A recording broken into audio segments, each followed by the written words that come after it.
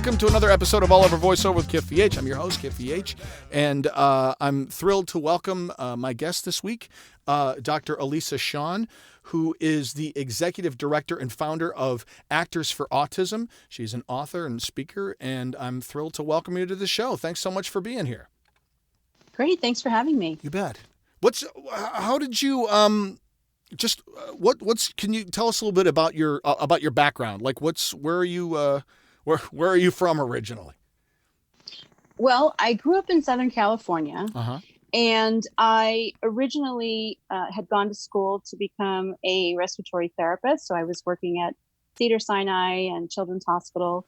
And then once I got married and had children, I realized that I kind of wanted to take a different career path. Uh-huh. And I had a family member who had been diagnosed with autism. Uh-huh.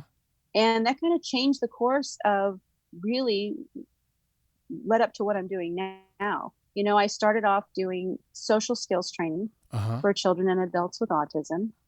And what I saw was that a lot of the students were high functioning, but they weren't high functioning enough maybe to go to college. Yeah. But they were too high functioning for a day program. Okay. So along the way, I was developing programs besides social skills for kids with autism. And I started by reaching out to people in the community who maybe did basketball or other different activities. This is back in 1993. Oh, wow.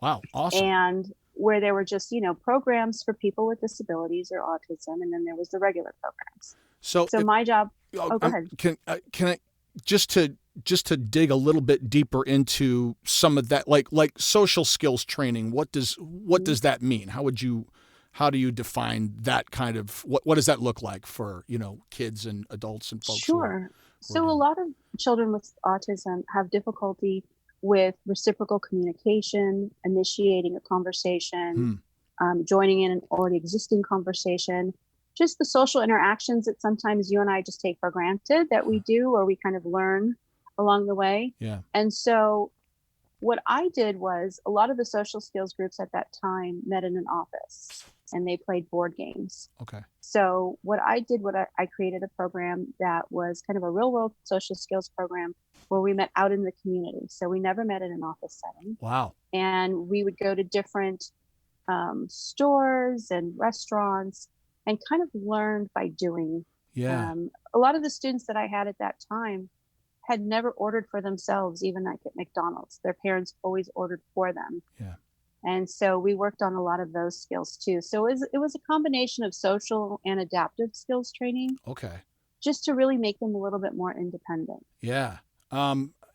That's fascinating, that the importance of not working in an isolated environment, and saying let's do real world application of these life skills and help you develop them. I mean, just to share my background, prior to pursuing work as in the performing arts, I worked as a job coach back in Grand Rapids, Michigan. I worked in a I guess the term we had for it was a sheltered workshop where we did light industrial production, working with a variety of clients, many who had developmental disabilities, some autistic, some those who are higher functioning, able to do to be more integrated into sort of mainstream society and that kind of stuff. So that sort of approach to the work that you're talking about was great. I'm sorry to interrupt. That's helpful for me to kind of define and get those touchstones. That's great. I didn't know that you had that background, which is, a lot of people, and that's the thing, back in 93, it wasn't as prevalent as it is today. I remember I flew to Germany in, I think, the early 2000s. And I remember the incidence at that time was maybe 1 in 10,000. And I went to the bookstore and I asked them if they had any books on autism, and they didn't even have any in German. Wow. So it was just a different time. And I realized that there were not as many programs that integrated children and adults with autism that you see today. Yeah. So the goal was really to kind of continue to develop programs that most students didn't have access to. And I had worked with a basketball coach to do an integrated basketball team. Yeah. I did an art program. I did all sorts of programs, and the parents were so thrilled because they couldn't find that anywhere else. Oh my gosh. And Yeah. I imagine that had to be a really like just, as a parent to find a group that is allowing your child to experience more of life rather than, other alternatives. so a parent had asked about an acting class, and I'd been an actress growing up, and Oh, awesome. I thought, oh, yeah, you're right. That would be amazing. So I went looking for somebody who would be willing to do an acting class for our students. Uh-huh. And that's what led me to Joey Travolta. Uh-huh. I had read that he had started Entertainment Experience in Woodland Hills, and I asked if he would be willing to do a class because it had mentioned something about him having some experience with special education. Okay. And so we started a class there, and it was doing really well. It was an integrated class. And then we realized that there was such a need for the theater. There was something about the students getting up on stage. They were able to come out of their shell. A lot of them were interested in movies already. Yeah. And they didn't have those opportunities in school. So we had a lot of interest. And then I decided that to start the nonprofit Actors for Autism. Awesome. And so I started the charity, and we also not only did acting classes, but we also started doing summer camps. So we did summer camps in animation, filmmaking, video game design, and visual effects. And I can tell you that those camps were booked in a few days. Again, this is back in the early 2000s. So Wow. We had a number of people that would drive far. They would fly in and get a hotel That's just so their kids could go to the camp. Wow. Yeah, and it was just wonderful because it was wonderful to see the kids really feel like they were part of something. Yeah. And just feel a sense of accomplishment, because at the end of the 2-week camp, we would do a film festival where the students got to see their movie. And so it was really great. That's fantastic. That's Yeah. fantastic. So, and part of what the goal too, and what you've been doing with Actors for Autism is like both the education and then also looking at ways for job placement as well and integration into the entertainment industry, right? Right. So what happened was, we were doing these amazing camps, and the students would come for 2 weeks, and then we wouldn't see them for a year. And Yeah. so they were kind of bummed out because they really wanted to continue making films. They wanted to continue making video games. And so we realized that there was that gap again between students who were high functioning that maybe weren't able to do college, but they were too high functioning for the day program. Yeah. So we wanted to create programs that would fill that gap. Gotcha. So that's when I started writing the programs. The first one that I wrote was the film program. And then shortly after that, we did the animation, the video game, and visual effects as a vocational training program. Wow. And we sought vendorization from the regional center, which is in California, Okay. so that they would fund the program for the students. And it's been incredible. I mean, we started off with maybe a few students, and now we have close to 100 students a year. That's phenomenal. Yeah. And we have a number of, connections in all the industries, Yeah. not just the entertainment. I mean, in terms of film Yeah. and animation, but the video game industry, visual effects industry. And, the program is really, we're really proud of the program because it's an intense program. It's not for everybody, Sure. but the programs are similar in that they're 1 year with an optional second year. Okay. And so the way it works is they apply to the program of their choice, and then each program has 6 workshops, which make up the first year. Okay.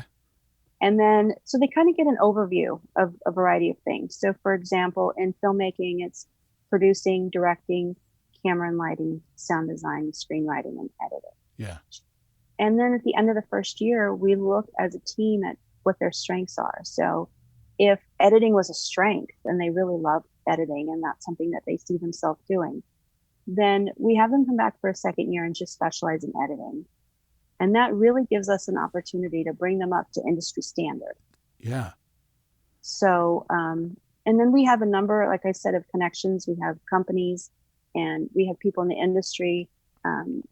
Gavin Grazer, who's, in the industry, he's directed many films. Wonderful. He's one of our entertainment liaisons. So he works to help us get jobs and internships for our students. Fantastic. And it's been really exciting to see them in the workforce. Man, a lot. That's so fantastic. I mean, I think one of the initial reasons I reached out to you is I've encountered over the course of teaching for as long as I've taught as well. And I've taught for maybe 25 years, teaching improv and voiceover and that kind of stuff, and encountering students who are varying degrees of on the spectrum mixed in with people who are not. And part of the challenge for me of wanting to be able to serve everyone in my class and figuring out exactly, what steps to give them, recognizing that there's different challenges that they're going to need to face, and finding the appropriate way of managing that and helping them find resources that lead them in that direction.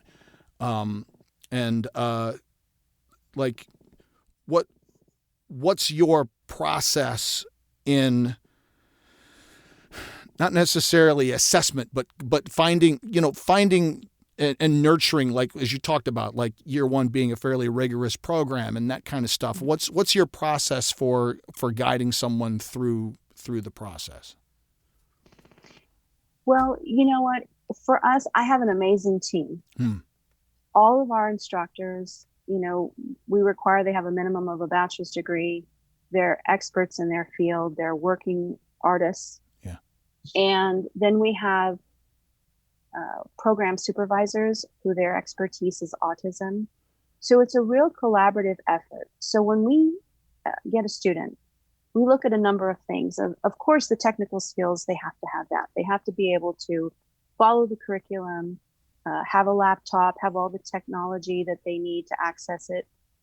But we also look at a variety of things that may impede them from obtaining work. And we do that from day one. Yeah. We require a lot of paperwork from different agencies because we want to get the whole picture. Yeah. And once they've been in our program for about 30 days is when we have a meeting with the parent and the student. And we let them know some things that we've observed. And some of them are always strengths. Here's what we've seen that we've just loved. Yeah. You're always on time. You reach out to fellow students, you participate in discussions. But then here's some other things that we call areas of growth, that we'd like to see some growth in these areas. And it can be, maybe it's a hygiene issue. Maybe it's just a behavior that we think, is something that we want to work on. They're all areas that we want to help them work on. Yeah. Because we really want to see them successful. And so we do that along the way through the program. So what we try to do is if there's an issue with a student is to reach out to the student first, because these are adults. Yes. So, one of the things that we always tell them is that if you're going to be late or you're going to be absent, we don't want your mom calling, we want you calling, because when you have a job, that's what the expectation is going to be. Yes. And then if things progress, then we have a team meeting, and that may include the family or any other agency personnel that might be involved to really see what we can do to overcome. And, there has been very few students that we've had to ask to leave. Wow. Maybe because it just was too much. And, it's a lot. We were asking students not only to travel, sometimes they travel an hour to 2 hours on a bus. And then once they're there for a full, 5-hour day. Yeah. And then sometimes they travel another 2 hours just to get home. So it's a lot. It's a lot. And then they have homework. So now, of course, because of COVID, we're all online. Oh, so, man. Yeah. Which has made it easier for some of them in terms that they don't have the transportation situation. Right. Right.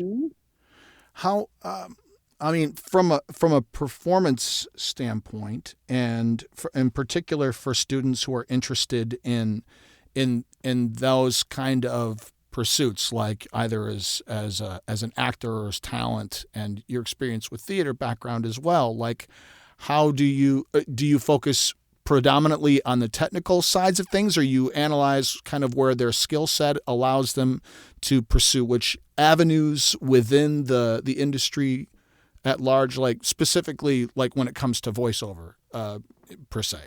Like what's your process through that? Well, I have to say that most all of the students that come to us are interested in acting or voiceover. Yeah. That's usually their first love. Yeah. That's not the curriculum that we have. Gotcha. That's approved. We have run voiceover workshops. Those have been private pay, though. The state has not paid for that. Okay. And again, the voiceover classes fill up extremely fast. Yeah. Typically, we get students in our film programs who love to act. Yeah. And it's because when they do make films, they're able to act in each other's films. But they also get a sense of being behind the camera and how to direct an actor. And I think as an actor, that helps you become a better actor. Absolutely. Is knowing what it's like on the other side. So we try to foster that, but also let them know that that's something else that's kind of separate. So, for example, a lot of the students, when they leave our program, we always make sure they have a resume. It's a technical resume, but they like to put that they're an actor. And I keep telling them that's a different resume. You have to have more than one. Right. But we've also had a number of individuals who have reached out to us about having our students act. I will say that we do have a collaboration with Social Skills Theater. Oh, great. And that program has a lot of our students participate in it. And they work specifically on acting. And a lot of those students there have gotten numerous parts in television shows and films. And so we try to have that as kind of a sister partnership, so that they can still really fulfill that need to work on their acting skills and get work in the industry. That's fantastic. Yeah. I mean, in terms, because autism is a disease that hasn't touched my immediate family very closely. So there's a level of ignorance with the disease that is just a blind spot for me. There are aspects of different sort of illnesses that have come into my life that I've experienced and addressed. So it's, just to be able to have a conversation with someone who has studied it and knows the nature of it. Like, what are some of the challenges? What are some of the strengths that come from this that you see your students working through in the process of finding themselves from day one coming in to successful integration into the industry? Well, that's such a great question, because that's really, I think, what we all are so touched by, me and my staff, is that we've had students who come to our program who've been told as a child maybe that they would never be able to read. They would probably have to work in an assembly line or never work, and our students have been able to overcome things that were just shocking to people. I mean, and it's so touching, because in school, I also used to work as an advocate for families. And you'd go to so many of those IEP meetings and hear professionals say all the things that they can't do. Yeah. Oh, they're not up to their reading level. They're 3 grades behind. All you would end up hearing as a parent is all these things that they can't do. But very rarely do you sometimes hear all the amazing things that they can do. And, we've identified these strengths, and here's if these strengths were fostered, they could potentially lead to a job in this area.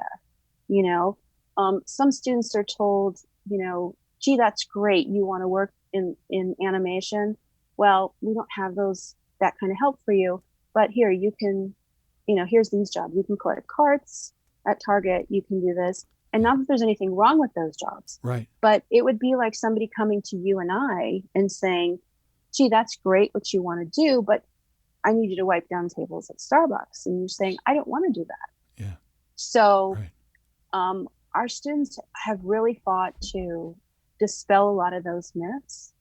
And that's why when they graduate and somebody wants them to get a job at McDonald's or do something that they don't want to do, we really try to fight for them and say, listen, this student is an amazing animator. Have you seen his work? Have you seen his reel? While he's looking for a job, he can go on Fiverr or Upwork and try to at least make some money and build up a repertoire of clients or build up his resume. I mean, there's so many things in the industry, and it's ever evolving and changing. That's right. I know that a lot of authors now ask for animated book trailers. And oh, wow. Yeah. Yeah. So there's just a whole array. And what we try to do is not only look at customized employment, which is having them get a job, but we also look at micro enterprise. Is there something for the student that they can do that they can start making money right away? Yeah. Yeah, of course.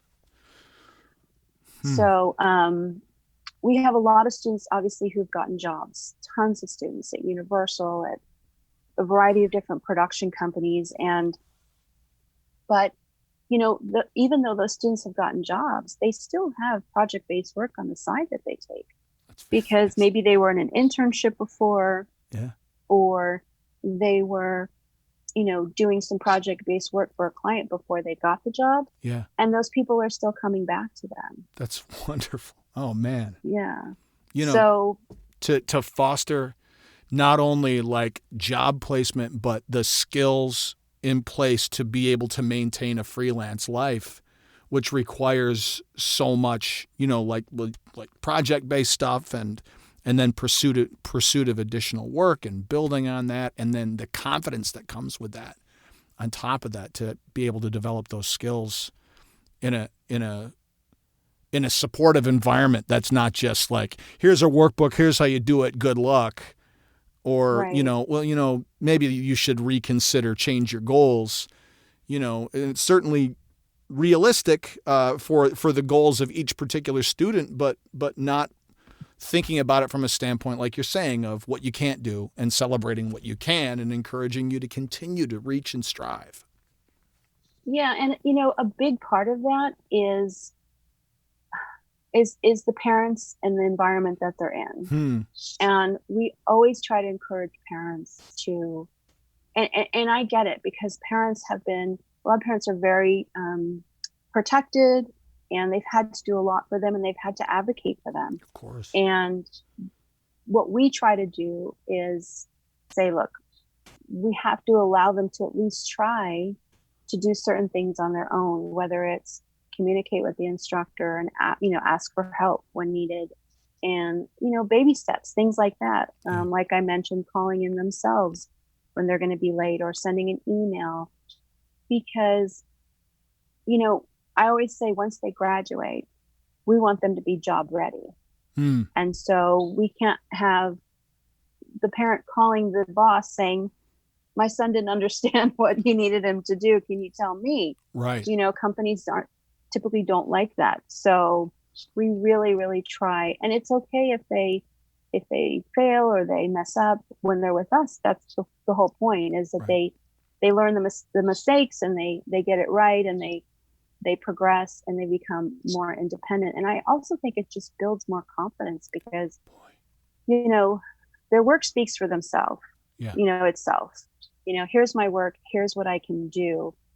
But being able to be in an environment, a work environment, and being part of a team and being respected as an equal team member, that's so valuable to them. Because a lot of them have never had that before. Wow. Oh, man. Well, that's, it's an amazing service. What does the, I mean, I imagine it's different for every student, but the length of time, like, does someone come in and over the course of 2 years, or is it a longer period of time that the process takes for them, or is it independent for everybody? Has it kind of a different place in terms of where they're going? Yeah, so sometimes we get students who maybe want filmmaking, or let's say that somebody comes and they're interested in filmmaking and they want to specialize in editing. So maybe they've been with us for 2 years. Sometimes they realize that, gee, visual effects is something that I should really have under my belt, because it's going to really open up more opportunities and make me more employable, that I have that set of skills. I might get a job over somebody else who doesn't. Yes. And so some of them may take another program. We have a number of students who've done that. There's a lot of crossover. You know, animation and video game design, there's a lot of crossover. Boy. So, students who have the capacity to learn another software and another set of skills and get that under their belt, they continue, because they really want to make sure that they're ready before they enter the job market. And what we try to do is we look at a number of things. What skills the student has. Mm-hmm. Also geographically, is this somebody who drives? Or is this somebody who's going to need to take public transportation? And we look at all those things when we meet as a team, and we try to kind of assist the student in determining what they want to do next. Do they want to try to get a job? And if so, what radius are we looking at? Is there something that can be done remotely, or are they looking to have their own micro business? And everybody has their different comfort level in terms of what they want to do. But, we follow what's called a person-centered plan. So the student is the driving force of their plan. And we just try to make sure that we educate them with all of the available options, so that they can make the right decision that's best for them. In addition to the customized employment, I mentioned the micro enterprise. So with that, we also assist them in developing what's called a pass through SSI. Okay. So they can potentially get startup funds for their business. So if there was anything that they needed to purchase and maybe didn't have the funds for that. Equipment and those kind of things, or software needs, that kind of stuff. Yes. And, then there's what's called the paid internship program, where they get employment and they get paid. It's a special program if they're part of the regional center system. So, we have a number of options. And like I said, it really just depends on the student. Where do you see yourself in the workforce, and what do you want for your life? Yeah. And that's so important because, as I mentioned, we wouldn't want someone telling us what we can and cannot do. Yeah. And I think it should be the same for everybody. They're the driving force, and we really value the student's opinion and what they want to do. That's great. I mean, I don't know.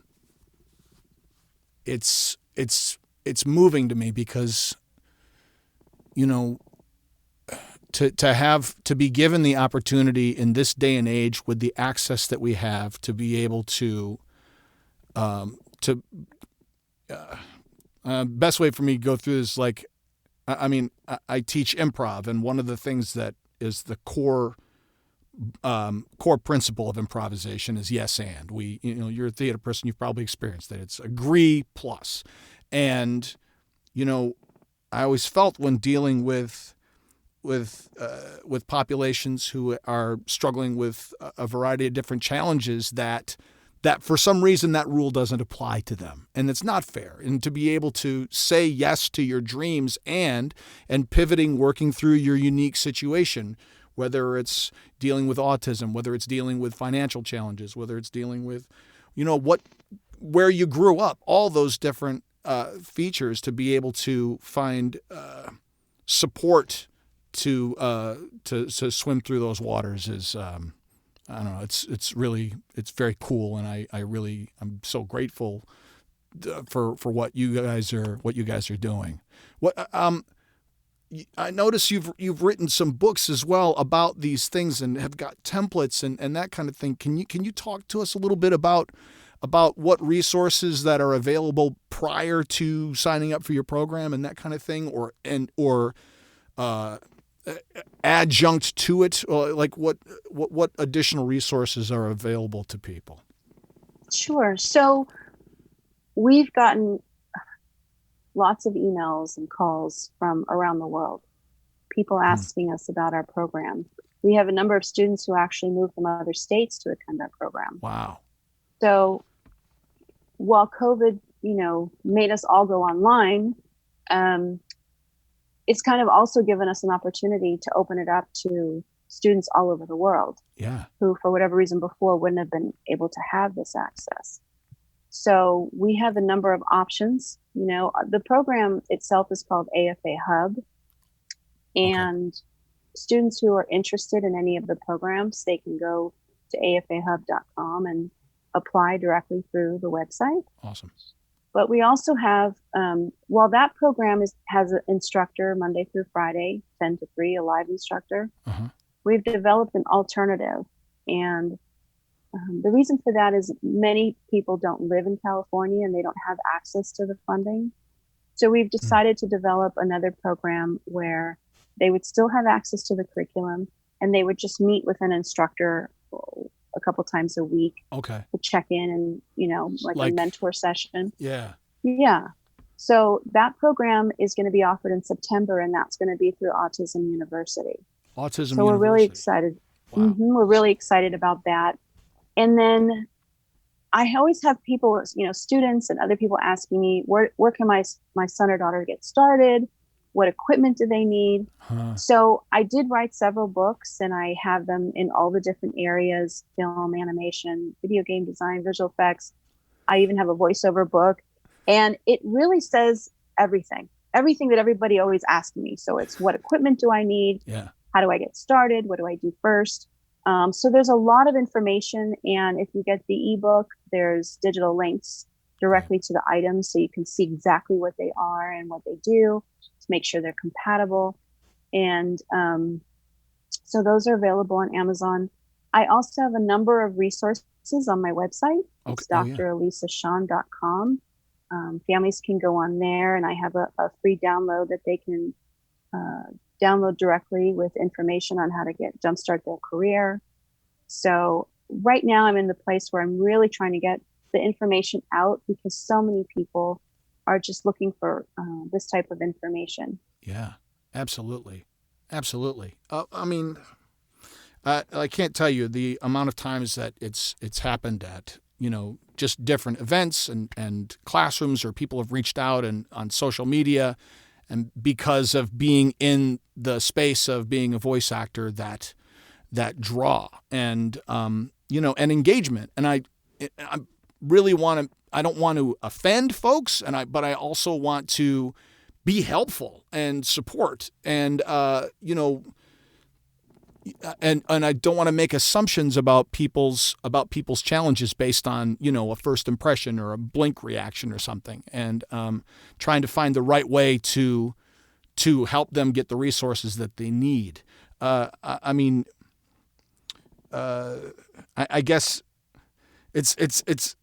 I feel how do you address that with someone who might need those services, but you don't want to make any assumptions about them? Does that make sense? I'm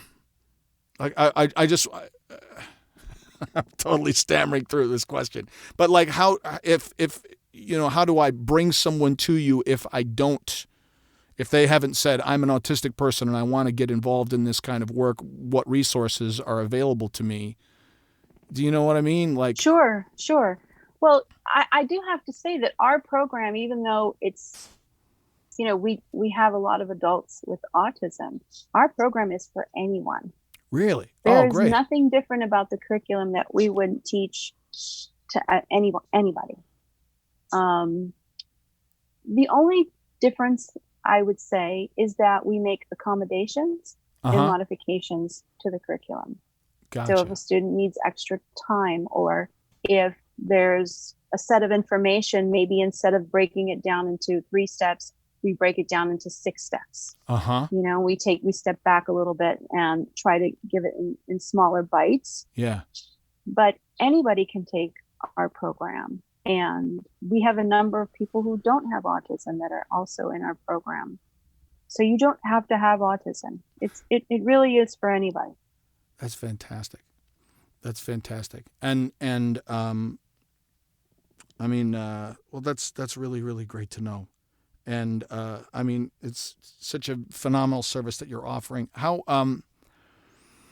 What other directions are you exploring moving forward? What, given where we are in this COVID, you've touched on it, on, sort of the online place, but where, and in terms of where do you, first of all, like what seems to be what part of the industry have you had the most success penetrating, and your students, I know they're getting into all the different places, but like, what seems to be a track that a lot of folks are jumping on and really enjoying and thriving in, and what do you see as like some things even further down the road? Where do you hope that this will continue to go? Sure. So what we typically look at is what's happening in the world. Where are the greatest need for jobs? In terms of success, we've had a number of students, animation, film, and visual effects are very much kind of in that film type industry. Yeah. And so we've had a lot of success because a lot of our students have become editors. Awesome. And, as you know, animation and film can be done remotely also. Yeah. So for a lot of our students who have jobs, that really hasn't impacted them. COVID has not impacted them in that sense. They're still able to do the same work at home. Yeah. The video game industry is still booming even more now because people are home playing video games. Yeah, right. So we haven't seen a deterioration in jobs for those students as well. And, moving forward, we've looked at, like I say, where is the industry moving and what other areas can we provide training that will meet the growing demands of the future. And I know AI is playing a huge part in the future. Yeah. So we're looking at augmented reality. We're looking at a number of different programs that we can create that would give students an opportunity to work in this new world that we're entering. Yeah. Yeah. And the other thing we're looking at too is the safety aspect of it, because a lot of families are concerned. People are being quarantined, and so we're taking that into consideration too. But our job specifically is to create programs that are going to be much needed into the future. And so those are the types of jobs that we'll create, and we're working on developing some of those right now. Terrific. I know one of them is in more of a coding aspect, and the front and back end developer and things like that. Great. So that's really our focus, and more than not, it's all tech-based programs. That's great.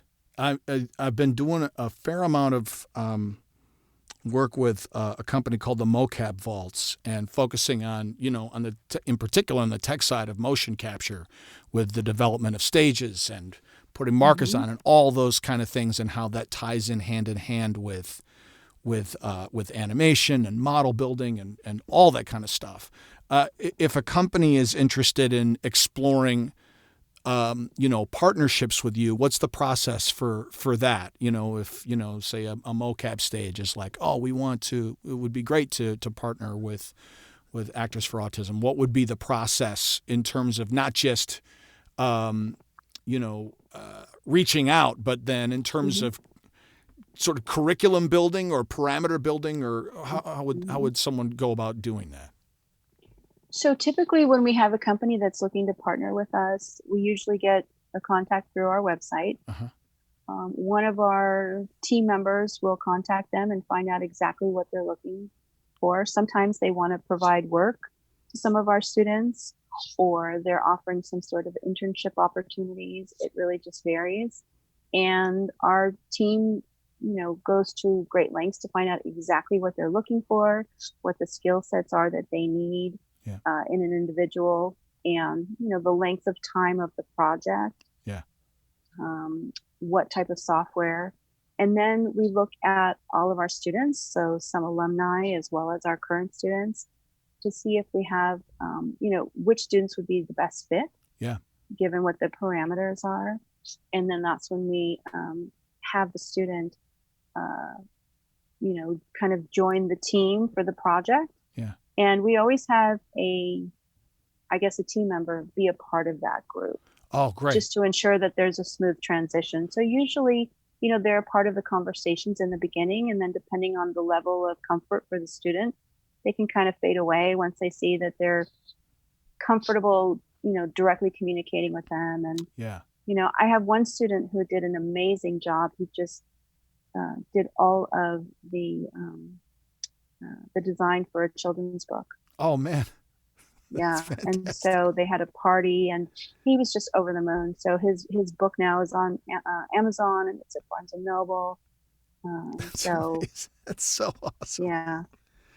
That's great. So, but yeah, I mean, we love when companies contact us, because that's exactly what we're trying to do, is dispel and break those barriers between what people typically perceive people with autism to be like. And I know I've heard a number of times some people will say, well, I always thought of Rain Man, or something I saw in a movie. And there's so many levels and degrees of functioning. And it's really, we're still trying to dispel the myth, because believe it or not, even though the numbers are up and it's prevalent and there's so many different individuals with autism, there are still some people who have no idea. People that I've met that said, I had no idea that they're able to do this. Yeah. So. Yeah.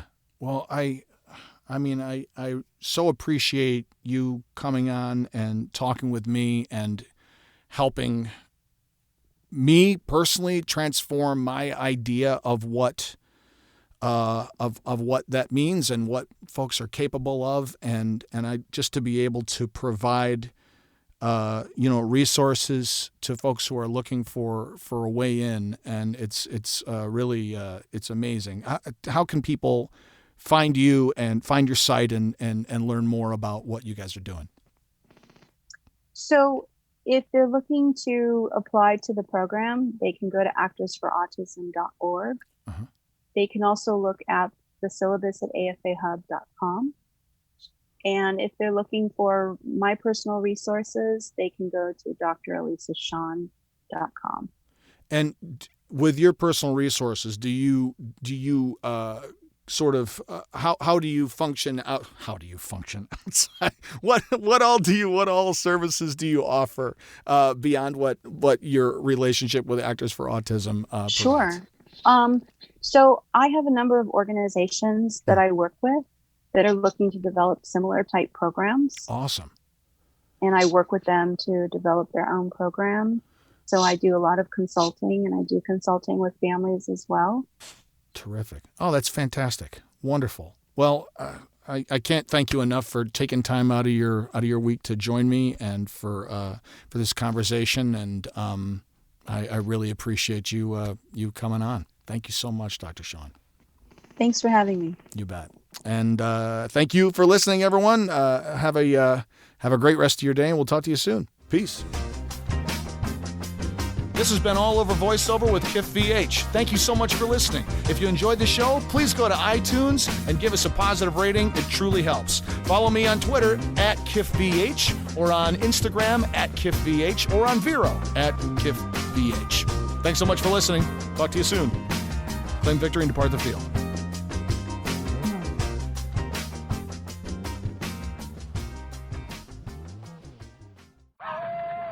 Werewolf? Yeah.